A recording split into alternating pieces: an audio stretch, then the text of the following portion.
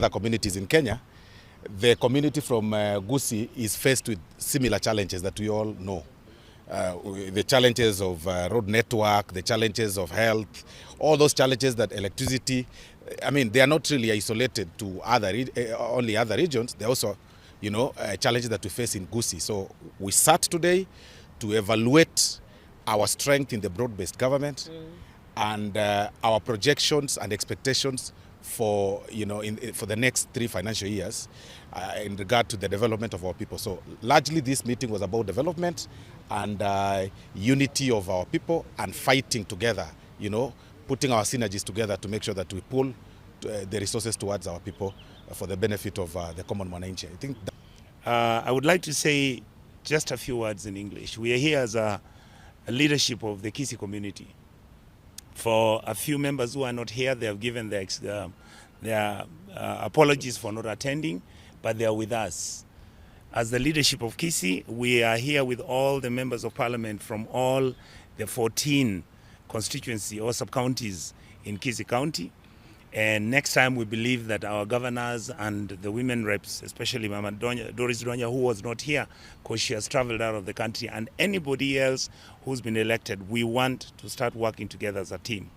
At some point, I believe the chief whip will be informing the public and informing the people of the community what are the strategies and what is the reason why we have come together.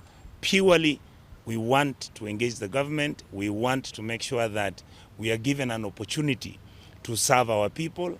If the government listens to us and the government agrees to support our community, we will take note and we will work to make sure that development comes to our areas, and we will actually support the government, because all of us understand the Kenyan political matrix has changed. We now have a government that is broad-based. We are no longer having the issues of opposition and other issues. So that is what I wanted to say, and we are very, very proud and happy about this moment. I think this is the first time that all of us have realized the significance of staying together and working together for our community.